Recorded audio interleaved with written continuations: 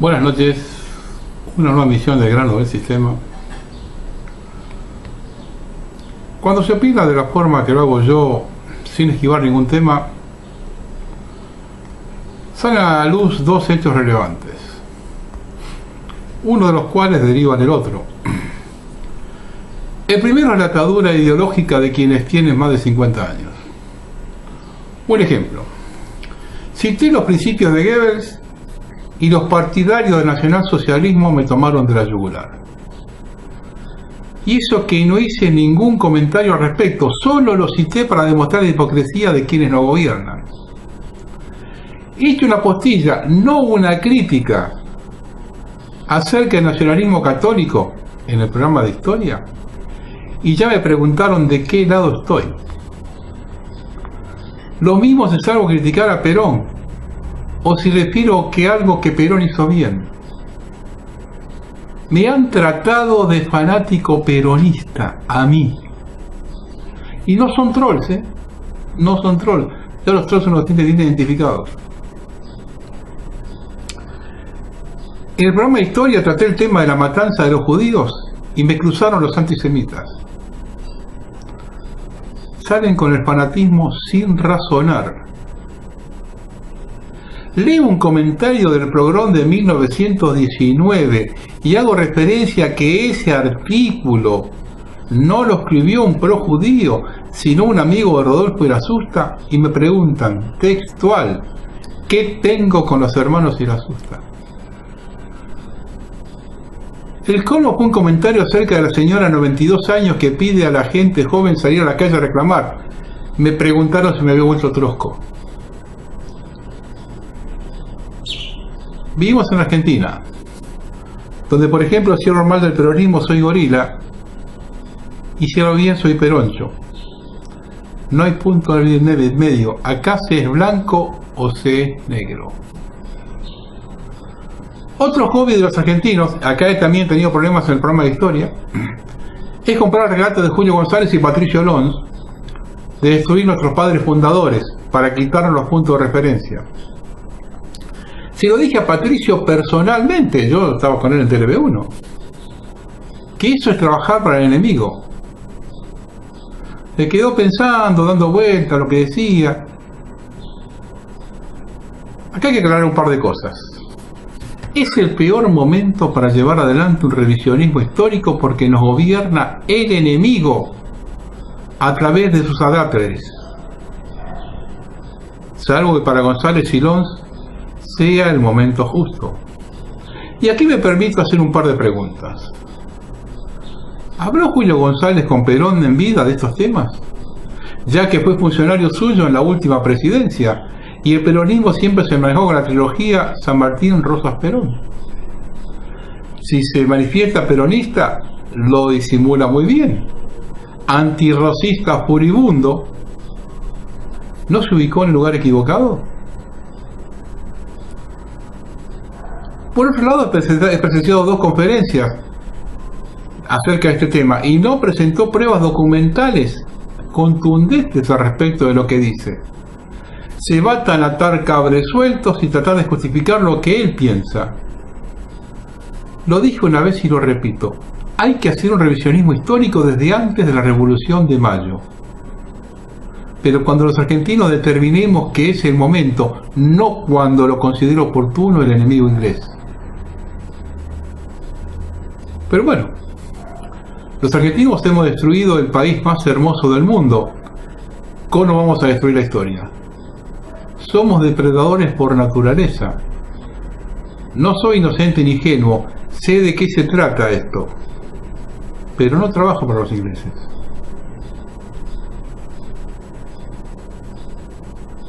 Quienes tenemos algunos años en el lomo, podremos evaluar las diferentes etapas de la historia reciente argentina, al igual que hace un arqueólogo cuando observa las marcas en la tierra. Pregunto, con toda el agua que corrió bajo el puente en estos últimos 40 años, ¿alguien puede siquiera pensar que la sociedad de 2019 tiene algo que ver con la de 1970? Y esto es mucho más evidente si se analiza a nivel mundial. Ahora bien, estamos atados a doctrinas anteriores a esa época, algunas demasiado viejas, de tallo: liberalismo, 250 años como mínimo; marxismo, 170 años; socialismo, 170 años; bolcheviquismo y trotskismo, 101 años; fascismo, casi 100 años; nacionalsocialismo, 90 años; radicalismo, 129 años; peronismo, 72 años; nacionalismo católico, 100 años; gramscismo, 100 años. ¿No les parece que con la conformación social actual, potenciado por los cambios tecnológicos y todo lo que aconteció en estos últimos 100 años, ya están perimidas? ¿Alguno en su sano juicio puede siquiera pensar restablecer algunas de esas doctrinas del siglo XXI?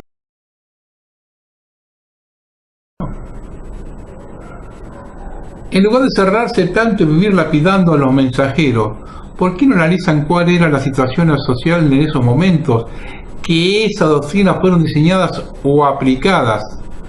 ¿Cuál era la forma de comunicarse entre los integrantes de la sociedad? Y sobre todo, las aspiraciones de los mismos.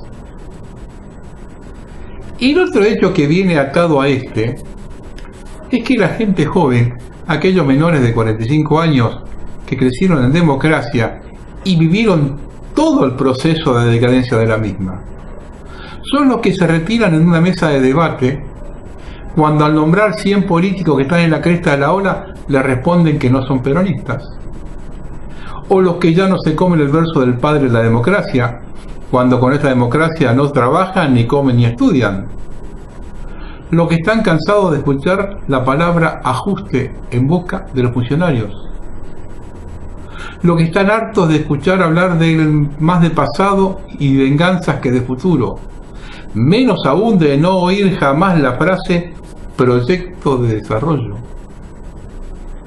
Pero también están predispuestos, ante el desconocimiento de los hechos, a comprar la estrategia del enemigo con sus historiadores.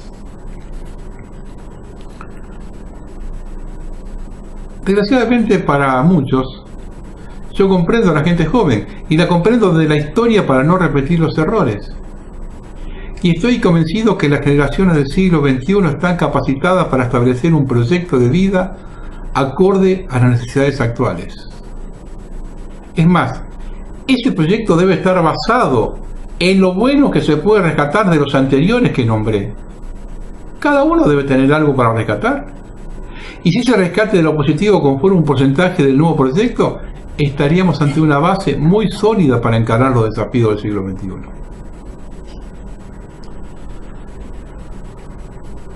Así que les digo a los detractores que no me entran las balas porque estoy convencido del rumbo tomado. Y debemos repetir, estos no fueron trolls. Son gente que están ahí. Algunos confundidos. Otros, vamos a ser claros y concisos. Este pobre pelotudo que está con una camarita pidiéndole a la gente que lo ayude para poder seguir adelante, por supuesto que tengo mucho menos predicamento entre la gente que si me comparan con aquellos que están bancados por el nuevo orden mundial, como el poder mundial. Por supuesto, si yo veo un programa de historia, no me puedo comparar con Piña, con Patricio Alón, con Julio González. Entonces, bueno, se entiende que a mí me verduguen, y me verduguen, y me verduguen, y me hagan meter en la Inquisición, y me inquino un montón de cosas, y me reputan un montón de cosas.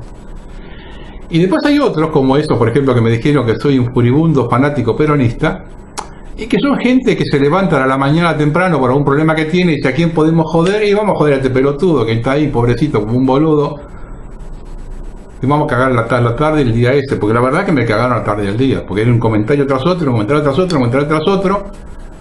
Entonces yo, a partir de ahora, a raíz de esto, he tomado la firme decisión de no intervenir más en el foro. El que quiere dialogar conmigo, que se comunique por correo electrónico. Estos programas ahí me llevan mucho tiempo mucho tiempo, más de lo que la gente cree que me lleva este tiempo. Fíjense lo que es un programa, claro, con videos, con fotos, yo hago absolutamente todo, ¿eh? Yo doy misa, toco la campana y tengo que pasar la bolsita también. Me lleva muchísimo tiempo hacerlo. Y no lo puedo perder tiempo discutiendo con fanáticos. Y además, otra cosa, con eso termino. A mí la lógica de blanco y negro no la entiendo.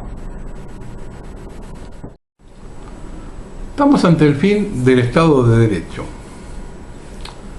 Lo que hay en marcha es un mecanismo del poder neocolonialista, y esa xenofobia que se manifiesta es, junto al verso anacrónico del populismo, el caballito de batalla del bolsonarismo argento, una nueva liga patriótica, la reedición de la Alianza Libertadora Nacionalista o el regreso de las 3A, de la AAA.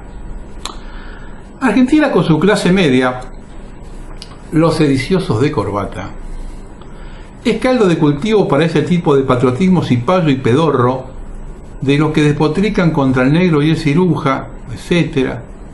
La verdadera finalidad es atacar el derecho y así crear espacio vital para el colonialismo. El resultado del otro lado de la ecuación es más pobreza y un aumento de la clase marginal a la que critican. El monstruo sigue siempre un orden protocolar. Primero político, segundo cívico y tercero económico. Antes toma los partidos, movimientos y se constituye en élite de gobierno, y de ahí pasa a operar en el terreno de los derechos cívicos, laborales, etc. Así gana espacio vital para hacerse con los recursos materiales y humanos por medio de algún mecanismo esclavista. Se institucionaliza. Ese mecanismo de poder puede emplear la pesada patriótica contra un riesgo bien actual como la RAM. Ese mecanismo ya lo están empleando en Uruguay, donde han establecido una serie de bandas de izquierda que son autores de todos los robos importantes. Véase el caso Feldman-Mossad, búsquenlo en internet, caso Feldman-Mossad.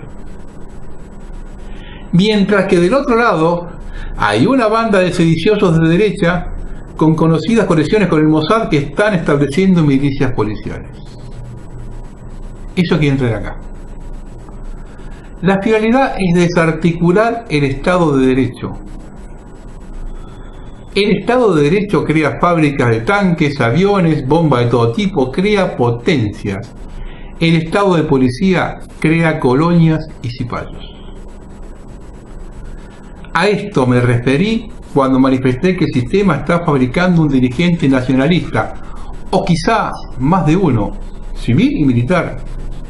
Civil para llevar la masa disconforme hacia vías muertas, y un militar cuya finalidad es la de maniobrar a la fuerza, escudando enérgicamente a las camaradas competentes y actuar como freno a las manifestaciones genuinamente patrióticas. Ambos están protegidos por la masonería y promovidas por los medios. La RAM o cualquier otra guerrilla no representa amenaza, es factor instigador.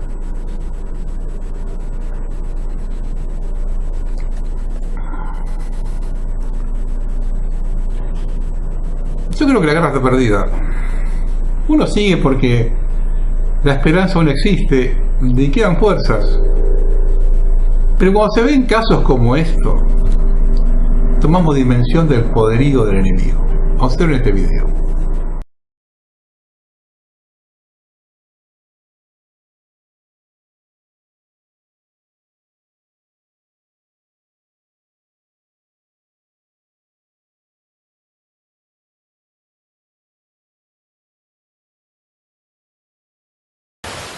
Hola, buenos días. Bueno, acá estamos en Mar del Plata, en la zona del Torrón de la Plaza de las Tujas. Acá vamos a probar el circuito para la carrera del 16 de febrero. Hoy tengo el placer y el honor de estar al lado de nuestro obispo de Mar del Plata tan querido, el señor Gabriel Mestre.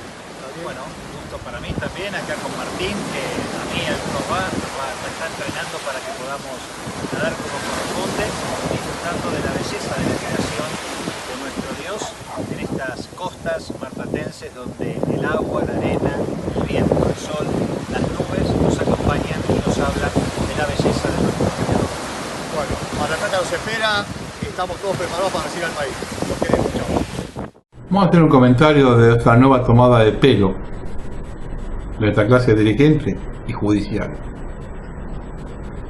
El delicado estado de salud del empresario Franco Macri fue evaluado en las últimas horas por los médicos forenses enviados por el juez Claudio Bonadío, que concluyeron que el padre del presidente no tiene por el momento la capacidad de comprensión necesaria como para afrontar una indagatoria. Por lo tanto, habrá que esperar al menos otros 3 meses, plazo que determinaron los forenses para un nuevo examen.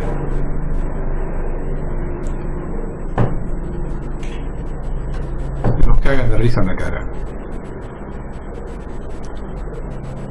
Como notarán, están hartos de provocar. Es en todo y con todo. Una noche antes de la fin de año, como regalito, fueron a la tanda comercial dejándonos un auguroso y próspero 2019 con una seguidilla de aumentos como para no marcar la sarta de turros postulados de esta gran estafa que es la democracia. Si este señor es don Corleone, que confisquen sus bienes y los de sus hijos también. ¿Médicos forenses? ¿O una junta médica es lo que corresponde en caso de declarar invalidez? Sin dudas que provoca mintiendo, atropellando, golpeando, aumentando, despilfarrando, mal administrando, saqueando, desinformando, dividiendo, decretando, empobreciendo, regalando y llenando sus arcas con dinero público. Lo extraño para ellos es que el pueblo no salta, no arma despelotes, mal se queja, soporta y soporta, pero lo que ellos quieren son aguas turbias, como las de su hábitat, si solo nadan en aguas turbias como buenos pescadores. Por el pueblo, gracias no sé a quién, no reacciona. Así el pulpo no le sirve para huir, así no puede echar tinta a sus aguas turbias y se le dificulta la excusa para huir. O sea, le dieron 3 meses más para tomar la determinación de qué hacer con el viejo. La democracia con sus representantes que elegimos por nuestra propia voluntad es la trampa. Lo dice nuestro preámbulo. Votamos giles que después que asumen son verdaderos monstruos extorsivos, que es lo que saben hacer: extorsionar a los pobres y a la industria nacional junto a los escasos productores. Pero a los bancos, los cuales le dan la guita que vos te ganaste, cuando quieren y si la tienen, encima te atienden al lado de afuera, al rayo del sol o de la lluvia.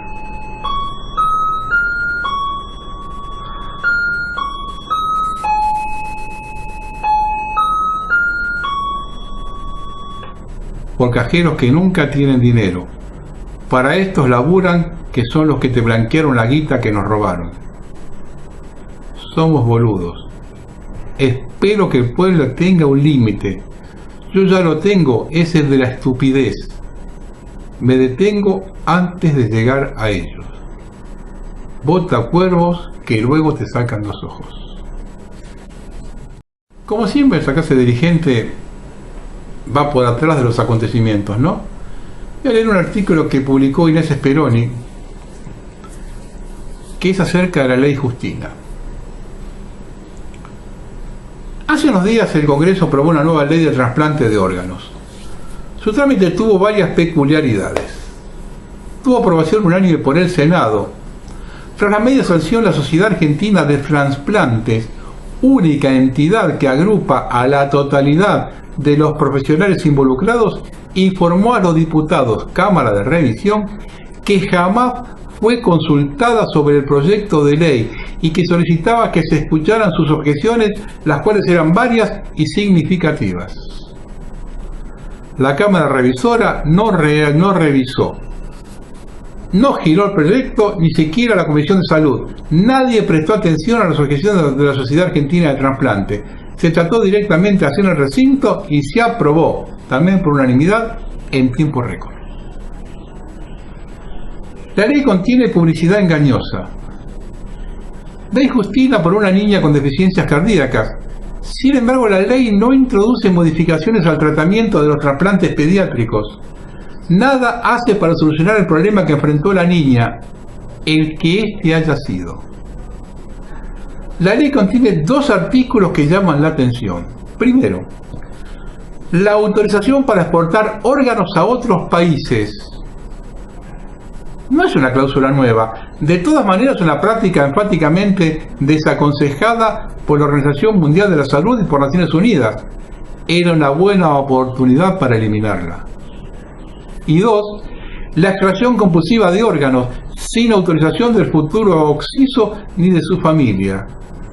Quienes promovieron la ley sostienen que dado que hay personas que fallecen mientras esperan un órgano, ya que la demanda supera a la oferta, entonces para subsanar la carencia impedirán a los familiares que quien esté muriendo en terapia intensiva a que se oponga a que su hijo o marido sea desguazado, se le practique la ablación.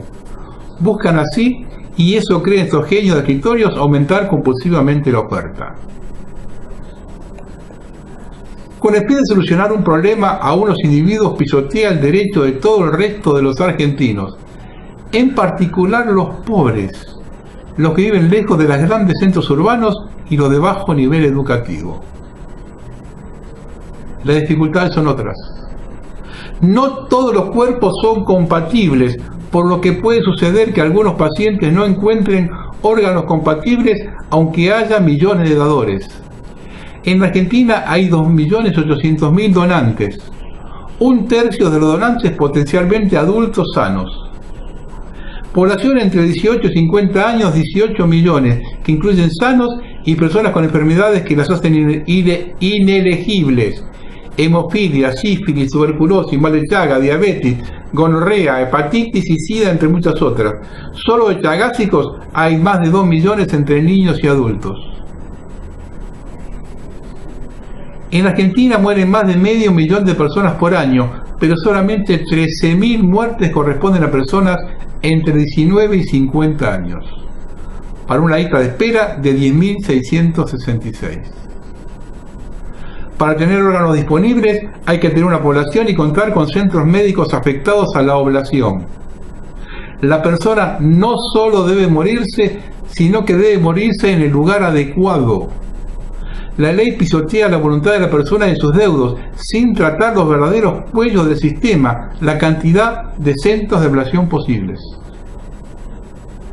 Debe tenerse en cuenta que una ablación puede significar la solución para varias personas, ya que los pulmones pueden ir a un paciente, el corazón a otro, el hígado a otro, etc. Noruega tuvo 112 ablaciones en 2017, 400 trasplantes. Esto es 21 ablaciones cada medio millón de habitantes.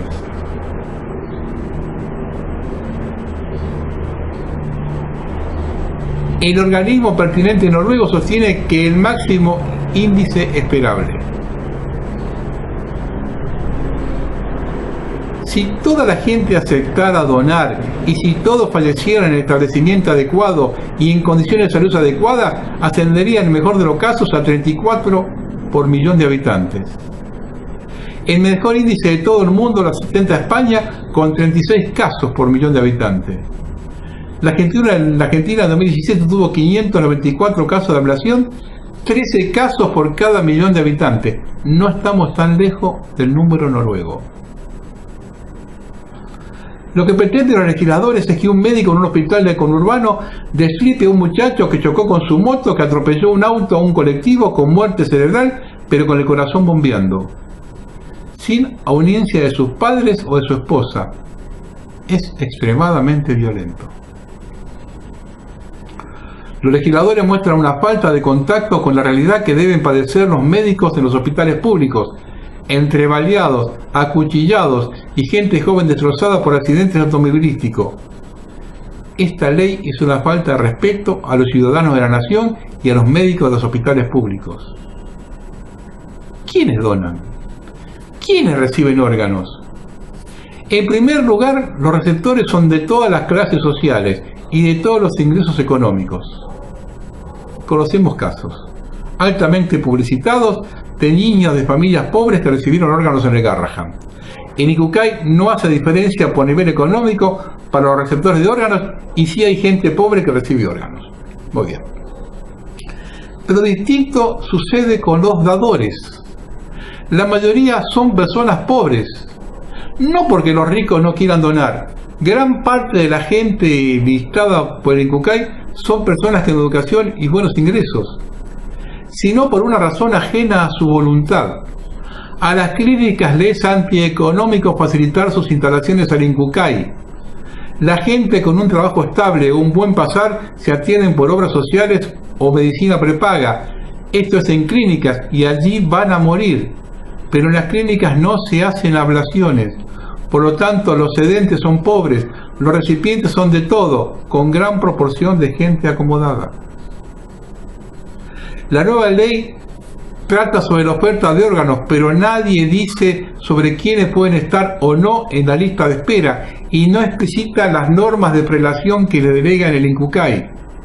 Tal vez debería de haberse ocupado. El INCUCAI sostiene que tiene 10.666 personas en lista de espera. Particularidades. Existen solo 268 que son casos pediátricos, esto es entre 0 y 17 años, lo que es una excelente noticia. Pero sí llama la atención que hay 3.277 pacientes en lista de espera con más de 60 años de edad, de los cuales 1.192 superan los 70. ¿Es razonable? Existen numerosos extranjeros en lista de espera de algunas nacionalidades por demás exóticas. ¿Es razonable? Inglaterra está evaluando volver compulsiva a la ley. Gales ya lo hizo sin los resultados esperados. Lo explica Craig Wilman, responsable de trasplante del Servicio Nacional de Salud de Inglaterra. El cuello de botella son la cantidad de clínicas que pueden hacer las extracciones, y eso no se soluciona con tomar órganos sin la autorización de los deudos. Su índice de aceptación es del 63% de los familiares, lo que la funcionaria considera razonable. Por lo que la propuesta es volver a revisar la ley, atender las objeciones de la Sociedad Argentina de Trasplante, explicitar normas para la lista de espera, preparar más centros de ablación, compensar económicamente a las clínicas privadas para que también procuren órganos, hacer campaña de difusión para que las personas quieran donar órganos y monitorear seriamente qué hace el INCUCAI con los órganos. Debe darse marcha atrás con la extracción compulsiva que somete a una violencia inusitada a los médicos y a los deudos. Una violencia más a la que nos somete el Estado. Los políticos no van a atenderse a las 2 de la mañana a la guardia del Hospital El Cruce de Florencio Varela. Si los pobres de nuestra patria llegan a saber que son los únicos dadores de órganos, que la mayoría de los mismos no van a otros pobres, sino a los ricos y los acomodados de Argentina, y además se entera que son exportables, nadie conseguirá un órgano nunca más. Los políticos no tienen idea de cuánto están tensando la cuerda de la violencia civil. No se puede legislar nada sin saber lo que se legisla, y menos sin consultar a los que saben.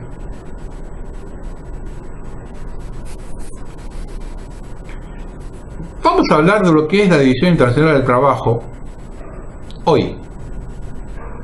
Porque uno cuando habla de esto, la gente piensa que estamos hablando de hace 100 años, 200 años. No. Los acuerdos de exportación de alimentos a China se amplían cada año.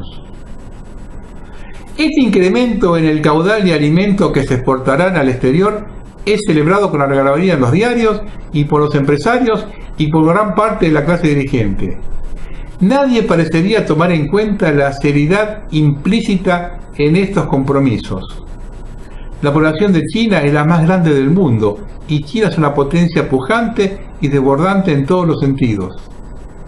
La Argentina, con su moneda devaluada y subvaluada, con salarios devaluados y subvaluados, con alimentos que por razones monetarias o por corrupción estructural despiadada ya son lo más caro del mundo, compromete gran parte de su producción de alimentos a satisfacer la demanda de potencias de Oriente Lejano, de Oriente Medio, de Rusia, de reinos árabes y de todo el hemisferio occidental.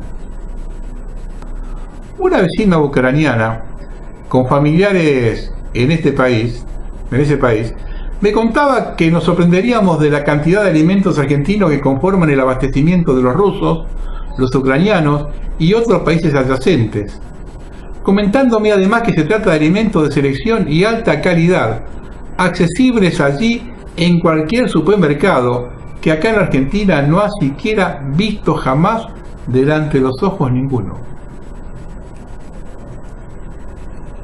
La perspectiva de crecimiento demográfico global y la creciente demanda de alimentos de la superpotencia, de las potencias emergentes e incluso de países sin gravitación demográfica ni geopolítica como tantos del Oriente o de África o de Europa Oriental, comprometen seriamente la soberanía alimentaria de la población argentina. Y la situación grave hoy se agravará todavía más en los próximos años. Los alimentos para un argentino serán cada año más caros y sus recursos alimentarios cada vez más costosos. Su alimentación será cada vez más deficiente para el pobre y cada vez más restringido para el que no puede denominarse pobre. ¿Van comprendiendo cuál es el plan global al que estamos expuestos? ¿Comer menos para que los productores puedan exportar más con la misma inversión? Acá hay otro artículo de Inés Speroni, que ella lo tituló, es muy interesante.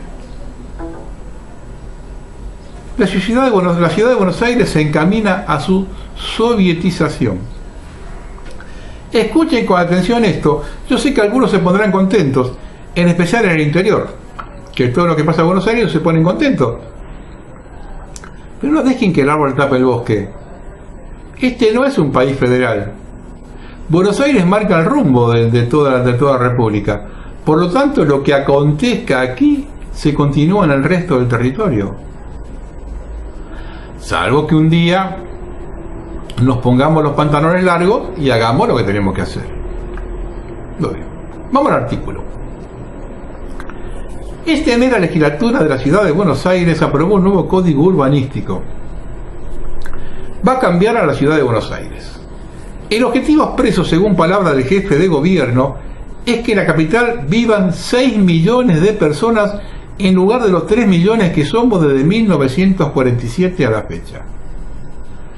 Duplicar la población será un salto no solo cuantitativo, sino cualitativo.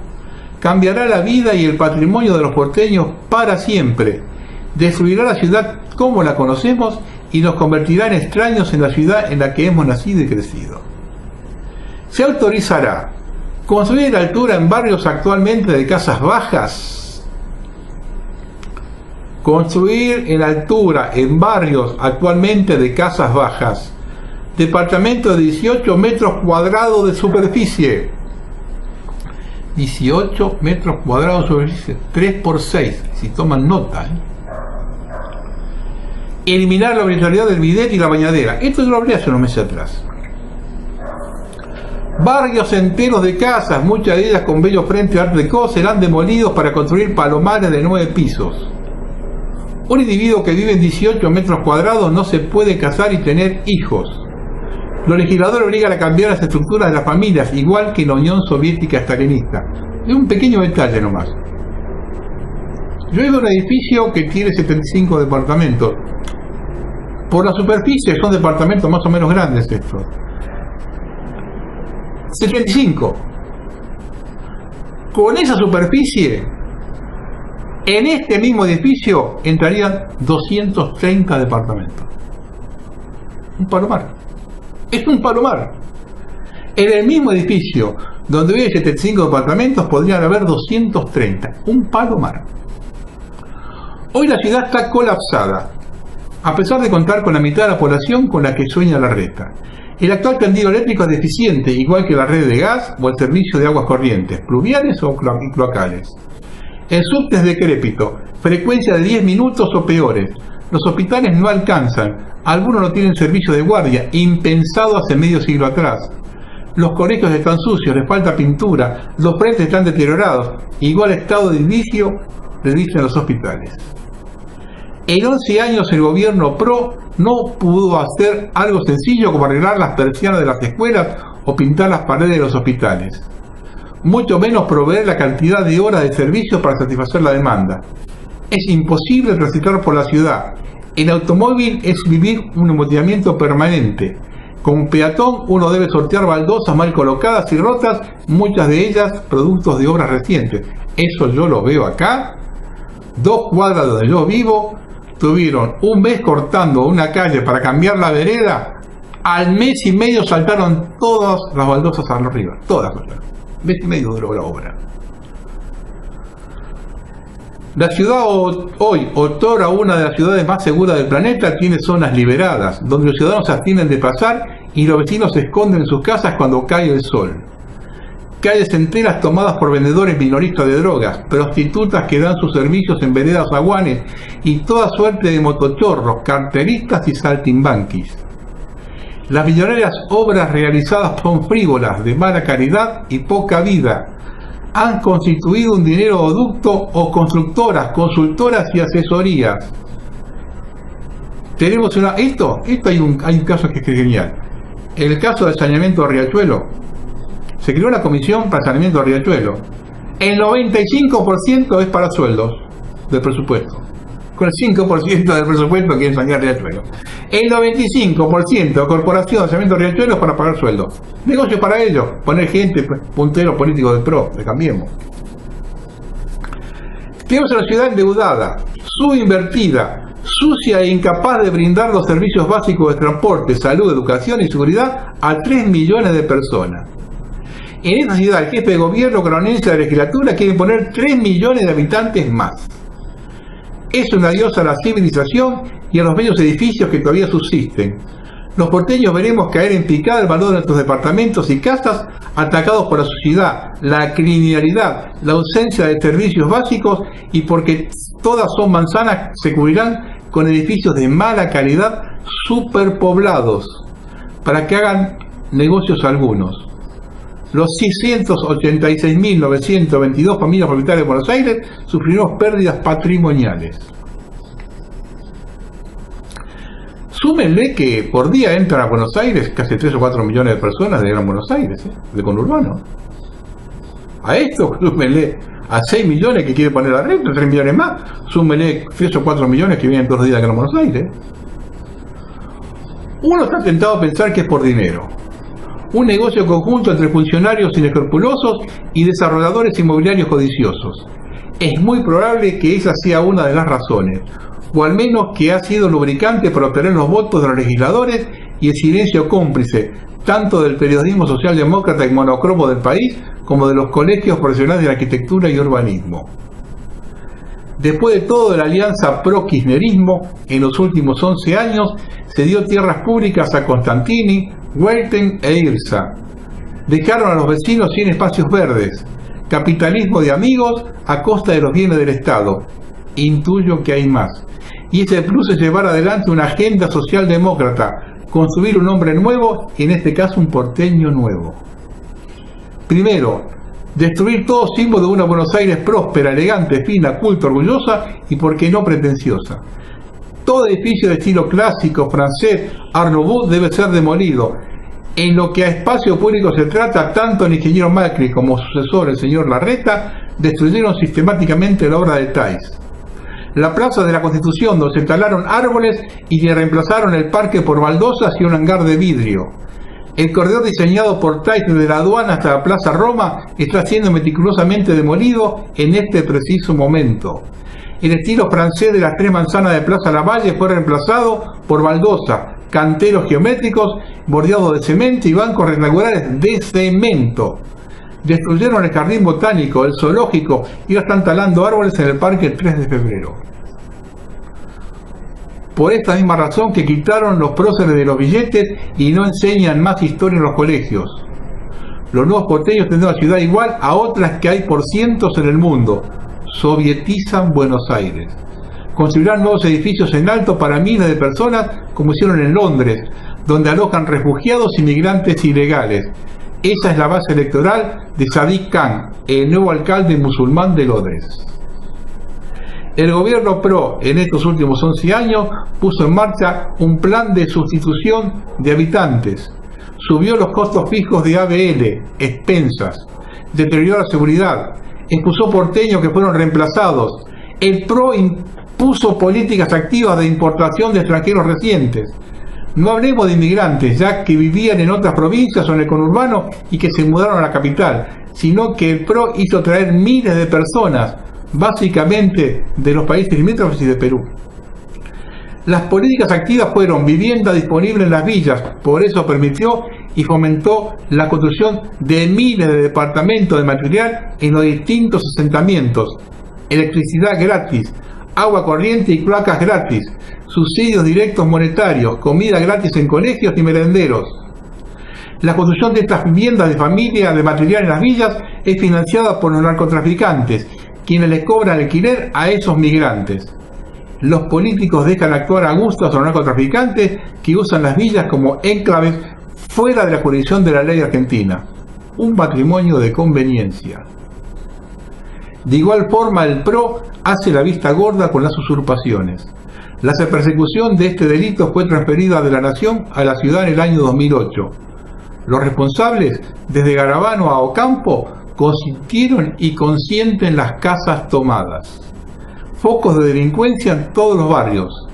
El resultado es que desde el año 2007 a la fecha hay 380.000 nuevos migrantes en las villas miseria y aproximadamente 100.000 personas en casas tomadas. 500.000 de nuevos porteños. Estos son los ciudadanos deseados por los gobernantes, gente sin historia y sin pretensiones, que nada puede exigirles ni cuestionarles. Hace una semana la legislatura modificó la ley electoral de la ciudad. Los nuevos migrantes podrán votar para jefe de gobierno. Son 228.000 nuevos votantes. La mayoría de ellos viven en villas o en casas tomadas. Constituyen el 11% del padrón. Reaseguro para su perpetuación. El paradigma de la socialdemocracia es que los gobernantes eligen a sus votantes y no al revés. Es por eso que Macron sacó el 90% de los votos en los suburbios árabes del noreste de París. Esa es la forma que Khan ganó en Londres. Los antiguos porteños pagaremos por el deterioro del valor patrimonial de nuestra propiedad los deseos de perpetuidad de esta casta gobernante. Hasta aquí la nota. Yo nací en Buenos Aires y viví gran parte de mi vida en esta ciudad. Cuando el intendente era peronista, en la época de Perón, de Isabelita o de Menem, el medio pelo criticaba el estado de la ciudad. La verdad que por ese momento era tierra de nadie. Hace 11 años que gobierna la derecha, defensores de la propiedad privada. Y si lo usurpan una casa, no la recupera más. Aumentaron las villas y casas tomadas. El panorama con la gente en la calle es una vergüenza, es el símbolo de la decadencia. Observen este video de un barrio de la ciudad.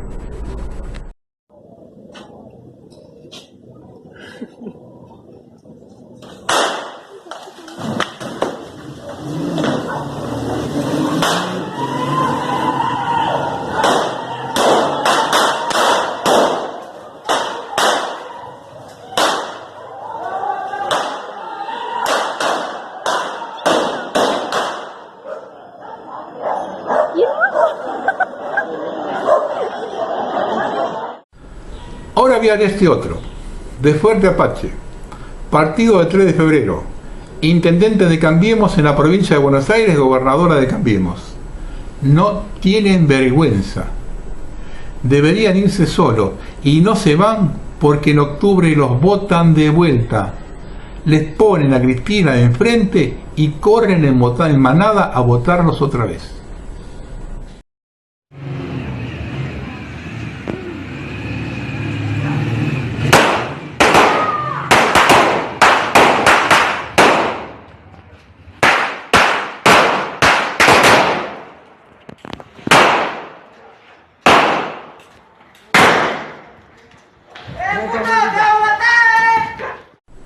No hay salida, señores. Con estos gobernantes, estos opositores y este pueblo, no hay salida. Nos hicieron muy bien el paquete.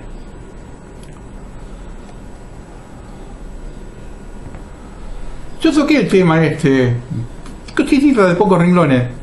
Yo toqué el tema este de la torre de la muerte, ¿no? Y el efecto zombie, que son las torres de 5G.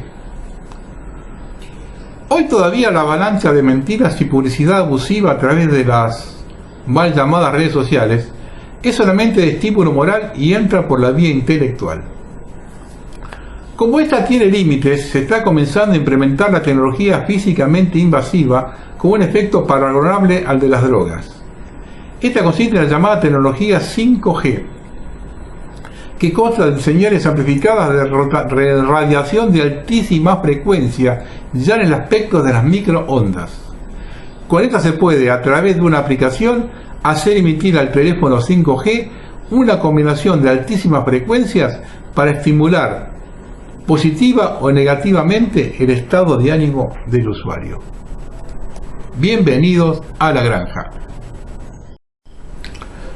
Dentro de todo este esquema, y siguiendo un poco con la nota que dije sobre la ciudad de Buenos Aires, para que vean que los que se pueden reír porque Buenos Aires la pasa mal, hay todo un operativo montado por este gobierno para destruir los puntos de referencia. Por eso yo hablaba hoy de esta gente que quiere destruir los puntos de referencia en cuanto a los próceres, con la historia. Pero hay toda una cosa que no es histórica, que es de ahora, que también buscan destruir los puntos de referencia. Fíjese. El presidente del OMBI, Raúl Zimmerman, pidió iniciar negociaciones para readecuar los vencimientos a la capacidad de generación del fondo de la compañía, la cual está siendo afectada por una fuerte baja en sus ventas producto de la recesión económica. Lombí pidió a Bolsa y Mercados Argentinos reestructurar las obligaciones negociables emitidas un año atrás porque no puede pagarlas. Lombí es una empresa nacional que produce desde hace 100 años y en la actualidad emplea 800 personas en 3 plantas ubicadas en Buenos Aires, Paraná y Catamarca, en los cuales produce lavarropas, secarropas, cocinas, hornos, anafe, calefones, termotanques, calefactores. La frágil situación financiera de la empresa se debe por la suma de los costos y una fuerte baja en sus ventas, las cuales cayeron un 32% interanual. ¿Quién no tuvo o no tiene en su historia, padres, abuelos, nosotros mismos, algún producto Lombí en la casa? Otro. Esto no es casualidad, es quitarnos los puntos de referencia que tenemos argentinos. Deutz Asco cierra su planta en Argentina. La compañía radicada en el país de los años 50 cierra sus puertas. Los productos de la marca alemana se vendían en el país desde hace 130 años. La unidad se fabricaba en Aedo, motores y generadores eléctricos. Empleaba a 70 personas. En su momento el proyecto demandó inversiones por 100 millones y llegó a emplear hasta fines de 2015 a más de 350 personas. Incluso la unidad se posicionó como una de las 3 fábricas reconocidas oficialmente por Deutz para producir motores bajo licencia de la marca alemana Deutz fuera del país europeo, una de las únicas 3. Los motores Deutz equiparon los tractores producidos por las fábricas argentinas de tractores. Los motores de marca alemana lideraron el equipamiento de chasis de autobuses, colectivos urbanos. Era una cosa curiosa. Curioso ver cualquier vehículo con un motor Deutz. Sigamos. El pasado 3 de diciembre se fabricaron las últimas 3 máquinas de coser Singer. Y con eso se concretó la paralización total de la producción de la firma fundada en 1954 por Anselmo y Aquiles Mazzierialdo. Las 3 últimas máquinas fabricadas tuvieron sus destinatarios. Una de ellas quedará en poder del actual jefe de montaje de cocinas, quien dedicó muchos años de su vida a la fabricación de estas máquinas. Otra irá para la Fundación Archivo Gráfico del Museo Histórico de San Francisco y la región, mientras que la tercera permanecerá en Malcoser. ¿Quién no tuvo una máquina de coser Singer? Pregúntenle a sus abuelos, a sus bisabuelos. Era el prototipo. ¿Cuántas mujeres pararon la olla en su casa con una máquina de coser Singer? Mujeres que se quedaban viudas, mujeres madres solteras, que sacaron a flote a sus hijos con una máquina de coser Singer. Singer, no otra máquina, Singer. La industria panadera en quiebra inminente. El cierre de panaderías no solo se advierte en los barrios, sino también en importantes avenidas de Capital Federal. En lo que va del 2019, y a nivel nacional fueron aproximadamente 30 cerradas en Salta, 60 en Rosario, 35 en Tucumán, más de 100 en Capital Federal y gran cantidad en Provincia de Buenos Aires y en el resto del país. Se habla de 1000 panaderías que cerraron desde el 2018 a la fecha. En todo el país. 1000 panaderías. Otro punto de referencia. Los iba a la mañana a buscar el pan, la factura, el pan dulce, las masas cuando tenía que hacer una visita. 1000 panaderías. Eso es la estructura pura familiar, ¿eh? Las panaderías eran negocios familiares. Otro punto de referencia es Aerolíneas Argentinas, a la cual el gobierno puso la mira para destruirla. Quieren hacer una empresa rentable sin subsidio del Estado, pero abrieron los cielos para que esas empresas llamadas low cost vuelen a nuestro país. Pero esas empresas low cost sí poseen subsidio del Estado. Flybondi, que pertenece al Círculo Dietrich, está subsidiada por la provincia de Córdoba, que paga la mitad de tasas y además el 20% del sueldo de sus empleados. Por otro lado, el Estado invirtió 50 millones de dólares en levantar un aeropuerto en Palomar para que pudieran usar como base en Buenos Aires. Avianca, que pertenece al Círculo de Macri, tiene asegurado el 65% de ocupación de sus aviones por parte de la provincia de Tucumán. Mientras se da dinero a empresas relacionadas al gobierno, Aerolíneas le sacan los subsidios. Cerraron la ruta de Barcelona que tenía 90% de ocupación por considerarla no rentable y cerraron varias sucursales. El gobierno otorgó oficialmente a la línea aérea Low Cost Flybondi un total de 284 rutas aéreas de cabotajes internacionales, incluida la ruta entre Ciudad de Buenos Aires y las Islas Malvinas. En tanto, el Ministerio de Transporte también otorgó a la empresa Avian la concesión para explotar servicios regulares de internos e internacionales de transporte aéreo de pasajeros, carga y correo con aeronaves de gran porte y con facultad de omitir y o alterar escalas en 6 rutas de cabotaje. Yo les digo una sola cosa en cuanto termine ese tema. Esta gente con 3 años lo que ha hecho, lo dejan 4 años más y la Argentina desaparece. La pauta la dio Bullrich cuando dijo, el hermano, ¿no? El que es o el que es jefe, no sé si Bullrich o Santini, que es el gobierno, uno de los dos dijo, donde vamos no necesitamos próceres en la historia. Esto se lo marcaron y esto es parte de la historia. La historia no es solamente San Martín y Belgrano, la historia es Singer, es Deutz, es Lombí, es la panadería a la vuelta de su casa. No solamente un prócer que está en un billete. Esta gente viene a destruir la Argentina. Vamos con un artículo que escribió José Javier Esparza. ¿Qué es lo que está pasando en Francia y no se puede decir? Bueno, despacito con atención. A ver. Porque estos chalecos amarillos, ya aparecieron algunos acá en Buenos Aires, están apareciendo en Alemania, en todos lados están empezando a aparecer los chalecos amarillos. A comienzos de 2018, el presidente Macron evalúa los aprietos financieros del Estado y decide subir aún más el precio de los carburantes en las gasolineras. Es una medida que le reportará una gran cantidad de ingresos netos vía impuestos indirectos y que podrá maquillar perfectamente el nombre de la lucha contra el cambio climático.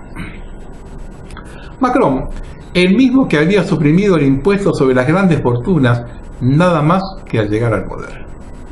Pero el pasado mes de mayo, una vendedora de cosméticos, Priscilla Ludowski, lanza en las redes sociales una petición para que se baje el precio de los carburantes.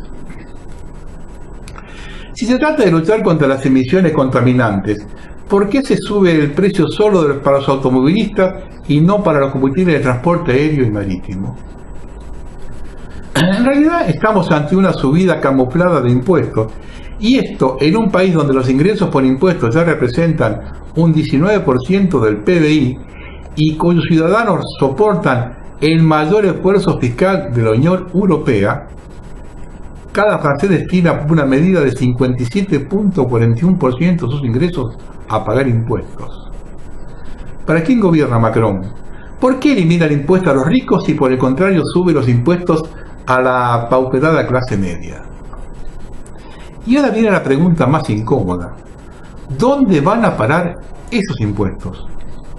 Porque la percepción general es que el dinero de los impuestos se pierde en unos servicios sociales colapsados, mal gestionados y precarios, a todo lo cual no es ajeno a la llegada de cientos de miles de inmigrantes ilegales en los últimos 2 años. Datos de este verano. Solo en el área de Sena-Saint-Denis, al noreste de París, las cifras de inmigrantes clandestinos alcanzan el número de 400.000 personas. En esa región del conurbano parisino hay un 28% de la población que vive por debajo del umbral de la pobreza. Porque esto tampoco se puede decir, por supuesto, y sin embargo existe. El jueves, recién llegado a París, me dio a caminar desde Denfert-Rochereau, donde te deja el autobús del aeropuerto de Orly, hasta el municipio de Le Kremlin-Bicêtre, en las afueras de la capital. 8 kilómetros de aglomeración urbana, a pie enjuta, donde el cartel más habitual es carnicería halal, para el consumidor musulmán. La pérdida de poder adquisitivo se puede cuantificar, la pérdida de identidad no. Pero no por ello deja de ser doloroso. Lo acaba de recordar Robert Menard, alcalde de Béziers, fundador en su día de Reporteros Sin Fronteras y hoy una de las figuras más destacadas de la derecha transversal francesa. Esta pérdida de identidad no es solo étnica, es también y sobre todo política. Por decir en 2 palabras, cada vez menos franceses se reconocen en el modelo político vigente. Crece la sensación de que la República se ha convertido en el cortijo de una casta política, económico-mediática que vive cada vez más alejada del ciudadano común. Este es un proceso de fondo que viene de tiempo atrás, que se ha traducido en el crecimiento exponencial del Frente Nacional y en la aparición en el ala izquierda de la Francia insumisa, pero que en realidad se mueve por debajo de los partidos y de las convocatorias electorales. Donde más visible se hace este proceso es seguramente en las provincias, fuera de París. Allí es donde más se palpa la impresión de haber sido dejados de la mano de Dios y es allí donde más ha arraigado el fenómeno de los chalecos amarillos. Sigamos. El 18 de octubre, una ciudadana desconocida, Jacqueline Mourroux, lanza en Facebook un video que hace furor y donde denuncia la política de caza al automovilista del gobierno francés. Subida de la gasolina, persecución de los coches diésel, aumento de todas las tasas, proliferación hasta el infinito de radares sancionadores, peajes para entrar a las ciudades. ¿Qué ha hecho el conductor francés para merecer esto? Y sobre todo, ¿qué quiere hacer Macron con todo ese dinero? ¿Una piscina en el liceo?, se pregunta Madame Marrou. En otras condiciones, el video de esta mujer no habría pasado de ser una talentosa interpelación de una ciudadana cualquiera a un gobierno depredador. Pero en el ambiente social en que vive hoy en Francia, fue la chispa que encendió el fuego. Millones de franceses se vieron reconocidos en la protesta. El 17 de noviembre se produjo la primera manifestación masiva. Gentes del común, los mismos franceses de cepa que hijos de inmigrantes, de izquierdas o de derecha, todos unidos por la exasperación de una clase media que ya no puede más. Sin partidos, sin sindicatos. Como símbolo un chaleco amarillo como el que todos tenemos en nuestro coche, esa prenda cuyo único mensaje es yo conduzco. Desde entonces, 4 fines de semana consecutivos de protestas que no han dejado de crecer en intensidad y extensión y que este sábado han traspasado incluso la frontera de Francia. 4 fines de semana, sí, y los que vendrán, porque esto se ha ido ya de madre. La principal responsabilidad fue de Macron, porque el presidente, subido en una nube de soberbia, cada vez más densa, optó por desdeñar las protestas de los chalecos amarillos. Haciéndole coro, todos los grandes medios de comunicación y la mayoría de la clase política entraron en el discurso oficial. Las medidas fiscales son necesarias por el cambio climático, ya se sabe, y las protestas obedecen a oscuras motivaciones, venían a decir. la peor de las respuestas posibles a un problema que va mucho más allá de la gasolina y que arraiga bien hondo en la conciencia política de los franceses. La semana pasada las encuestas decían que cerca del 80% de la ciudadanía veía con simpatía el movimiento de los chalecos amarillos. Solo entonces el gobierno ratificó proponiendo una moratoria en los nuevos impuestos, pero era demasiado tarde. Como por justicia poética, mientras los chalecos amarillos convocaban en su nueva modificación, Macron anunciaba un viaje a Marrakech para firmar el pacto de la ONU sobre migraciones. Una vez más, se hacía visible que preocupa a cada cual la inmensa fosa que separa a la clase dominante y a los ciudadanos. Y Macron, también una vez más, acabó rectificando y canceló su viaje. Y también aquí ya era demasiado tarde. El movimiento de los chalecos amarillos es una protesta social transversal. Ningún partido del sistema puede apadrinar una protesta que no tiene nada que ver con los discursos habituales del feminismo, del cambio climático, la integración de los refugiados, etc. El Frente Nacional de Marine Le Pen le ha expresado su simpatía, pero a distancia. Y la prensa insumisa de Mélenchon también, después de un intento de acercamiento, ha optado por retirarse porque su líder salió descalabrado. Como no hay posibilidad de recuperar el movimiento para el mundo político oficial, ni siquiera en sus márgenes, la mayoría mediática, que tiene horror al vacío, opta por recurrir a la etiqueta maldita: son extrema derecha. Y no es verdad. Nadie siquiera sabe quiénes son los chalecos amarillos, ni cómo se están organizando. En realidad los chalecos amarillos somos todos, dice Martial Bill, director de la cadena de televisión independiente TV Liberté. Por cierto que el panorama de la libertad de expresión en Francia está seriamente erosionado. Un estudio reciente señalaba a Francia como el país occidental con menos libertad de expresión. Y TV Liberté ha tenido que recurrir a Internet para poder emitir.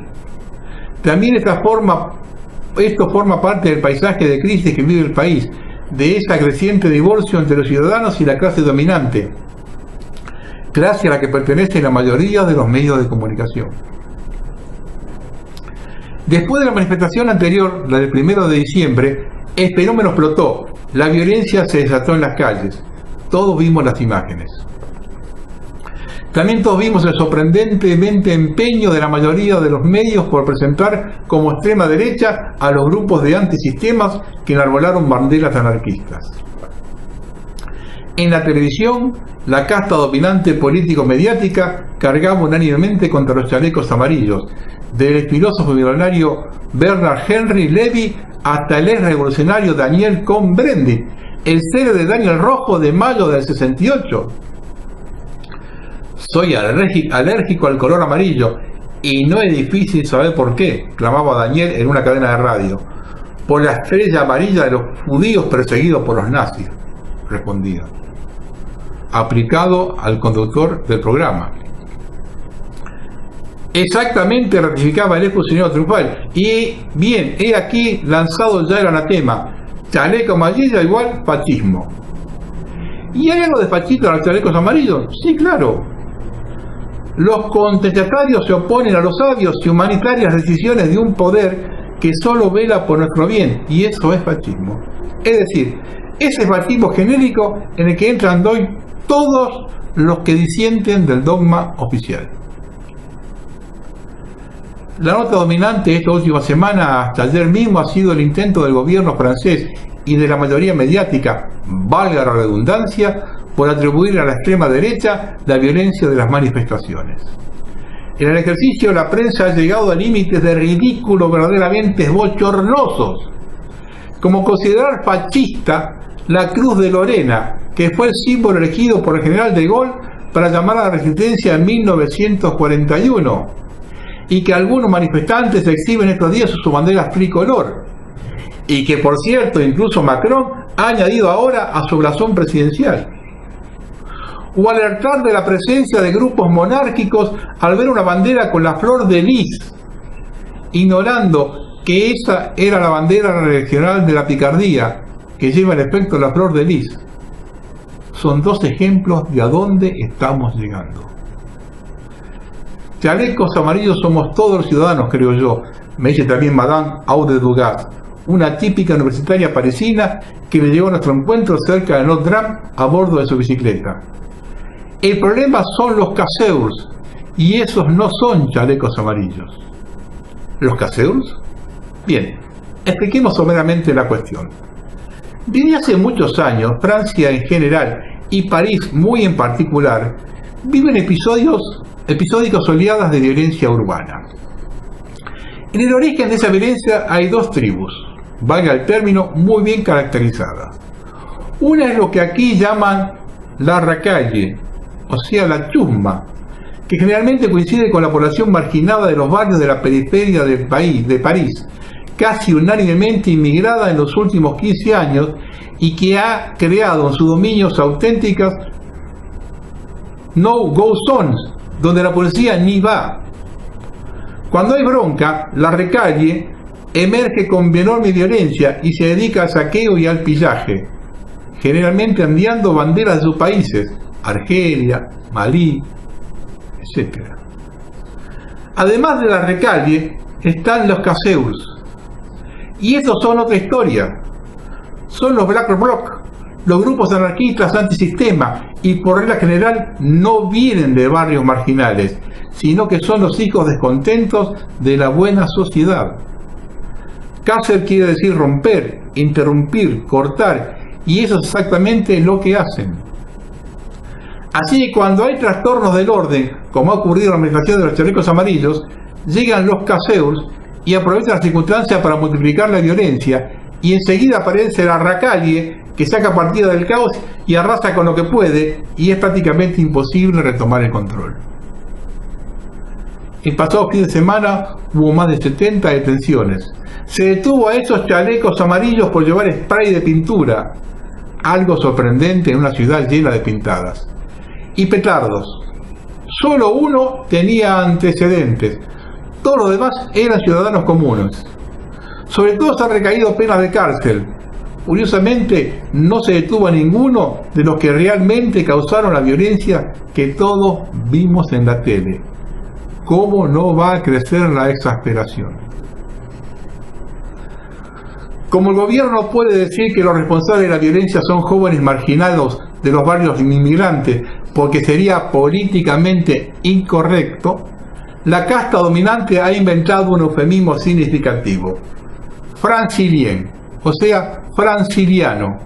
Francilien es un neologismo introducido hace muy pocos años para designar a los residentes de Île-de-France, la gran región urbana de París con más de 12 millones de habitantes y donde se acumula la mayor parte de la inmigración del país.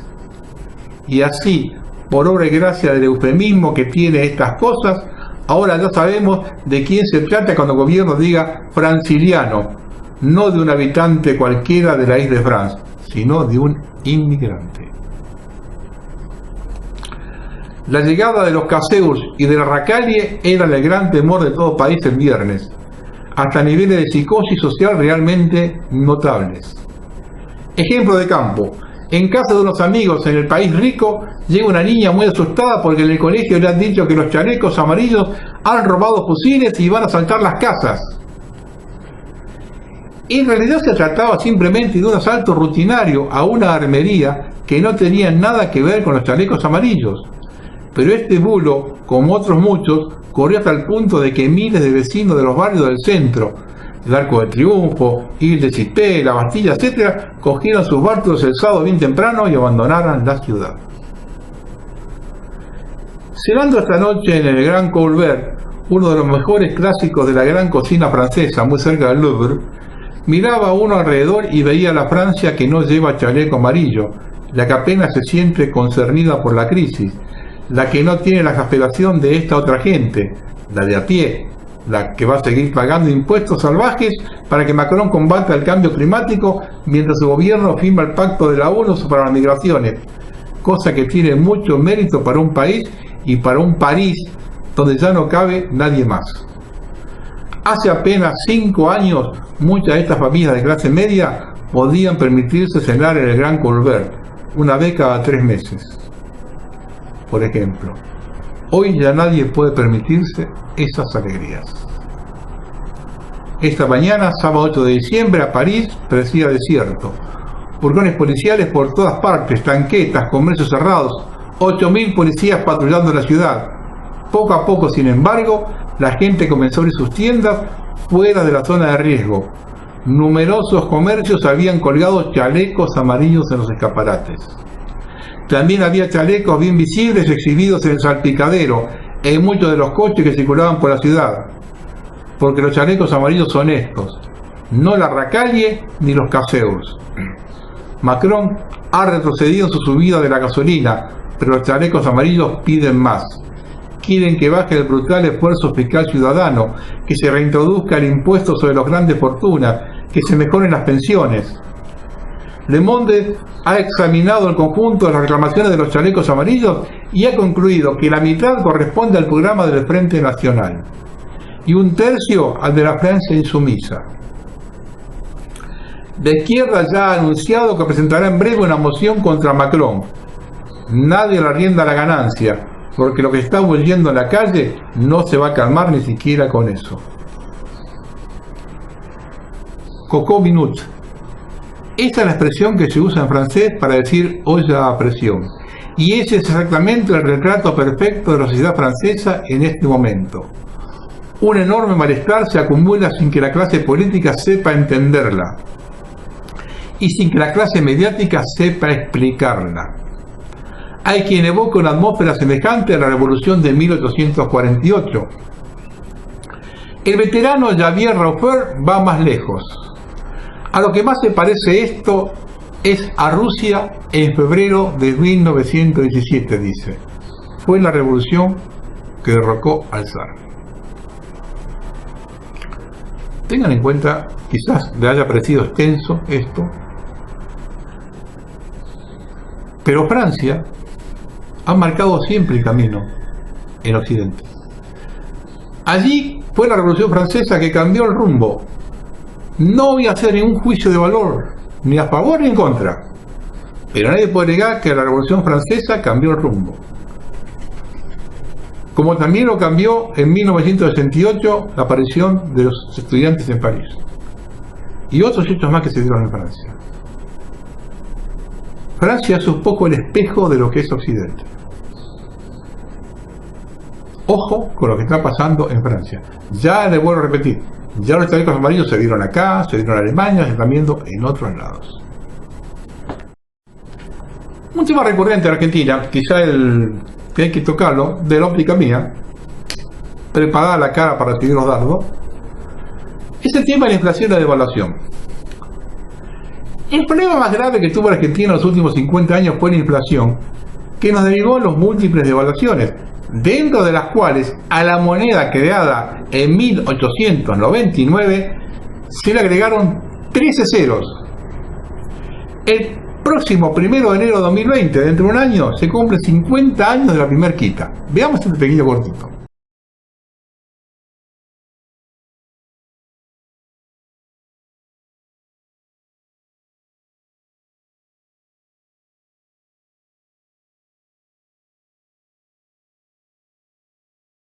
La sociedad argentina ha naturalizado vivir con altísima inflación. Una normalidad insostenible en cualquier parte del mundo. Entre nosotros se ha vuelto algo natural. También se ha habituado a que su moneda sea devaluada periódicamente. También el argentino ha naturalizado esta normalidad.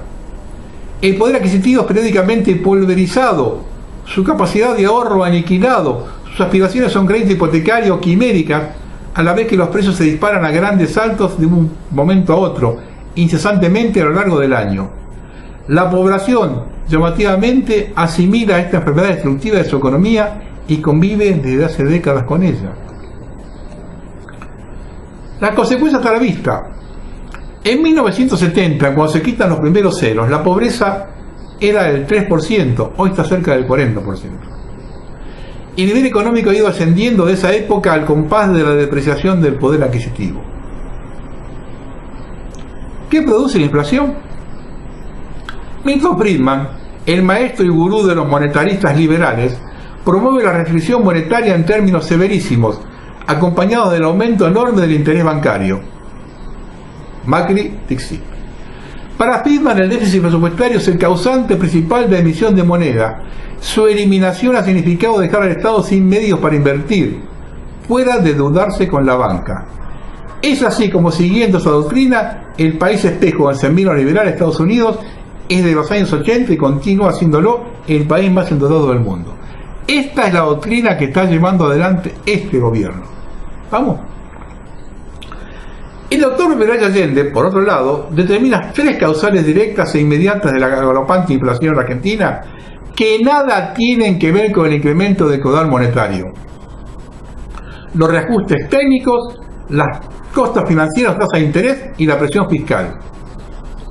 Esas son las 3 causas de la inflación. Los reajustes técnicos, el aumento de tarifas; los costos financieros o tasa de interés y la presión fiscal.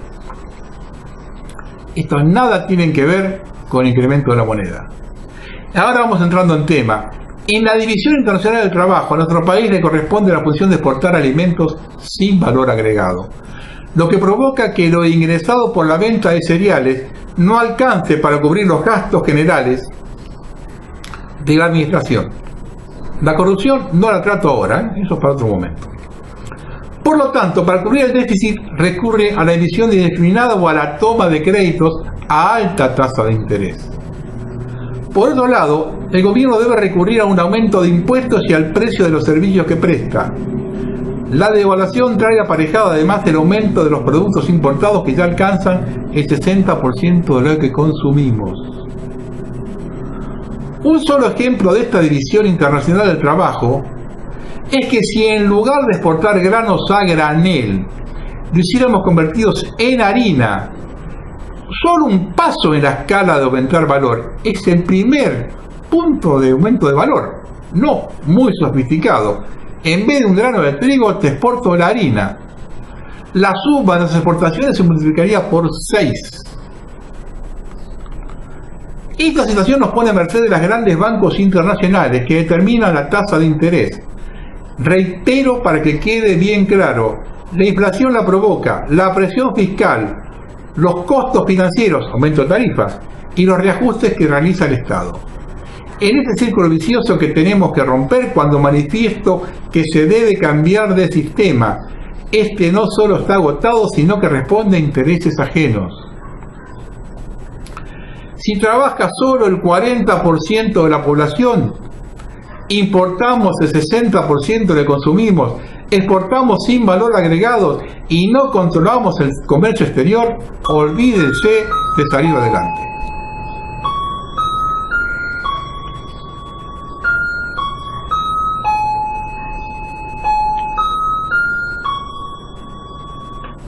Todo lo que digan los liberales, a lo largo o a la corta, choca con esto. Ellos querrán envolvernos en su discurso, la realidad es otra. ¿Ustedes creen que con las teorías liberales son relativamente nuevas? No.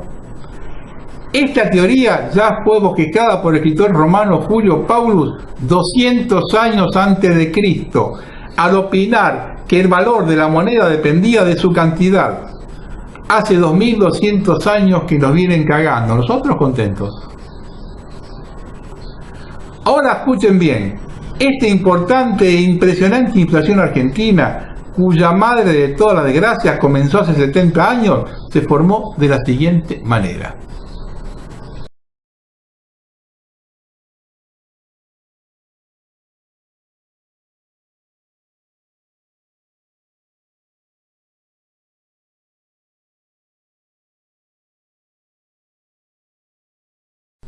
Ahora salgan en banda a putearme.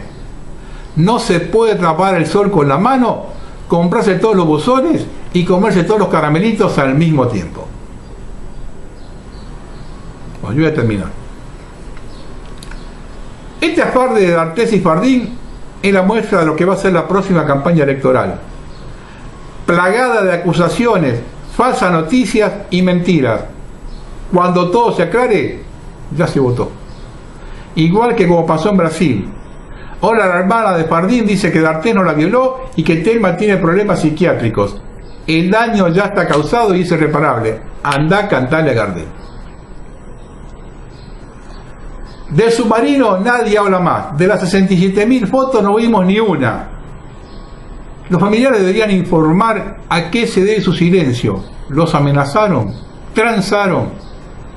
Es una vergüenza no se haya publicado una sola foto, no solo oficialmente, ni siquiera por internet, lo que sugiere que a nadie, ni yanquis, rusos o chinos, le interesa que sepamos la verdad. Otro pacto de Yalta a la vista. Varias veces hablé del peligro de una primavera latina a partir de los acontecimientos en Venezuela.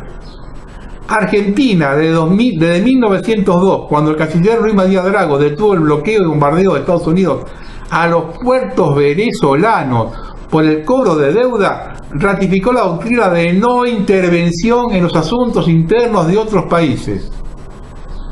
Macri se coloca como furgón de cola de Bolsonaro para no reconocer el gobierno de Maduro. Yo no defiendo a Maduro, solo advierto de las intenciones de Estados Unidos y que lo van a llevar adelante con la cara de sus títeres. Cuando tomemos la decisión, tengamos en cuenta que en quien entra a otra casa, abre la puerta de la suya. Respecto del brote de antivirus, cabe la pregunta que se hizo desde el anterior en 1996. ¿Qué se hizo en ese momento? La respuesta es la de siempre, nada. Yo desconfiado y mal pensado. Recuerdo que aquella vez había mucha publicidad de las otras provincias del turismo de montaña, lo mismo que se ve hoy. En un país a la deriva todo es posible. En 2001, ante una epidemia similar en Chile, se planteó introducir tanto la lechuza como el zorro punteo, como el aguirucho o como el peuco, que se alimentan de este tipo de ratones. ¿Se hizo algo similar aquí? Por tercer viernes consecutivo se manifiestan cacerolas en varios lugares del país, con epicentro en el área metropolitana de Buenos Aires. Se nota un crecimiento de cantidad de participantes y de barrios que se suman. ¿El gobierno toma nota? No. Hoy, como están las cosas, si no hay tsunami, el gobierno gana las elecciones sin despeinarse. Entre las falsas noticias, las mentiras, las operaciones y la complicidad de la pseudo oposición y el nivel de los candidatos, puede llegar a ser un paseo. Ni hablar si logra introducir el voto electrónico. En ese caso la cosa es de taquito. Solo se lo puede evitar un acontecimiento grave externo, porque interno nos lo comemos todos. La otra alternativa es que haga mucho frío y que la gente se ponga los pantalones largos. Lo que también observando el comportamiento de la gente no es ninguna garantía. Sí debemos tener en cuenta que vivimos en el país del blanco y negro y en el no te metas. Gracias. Buenas noches.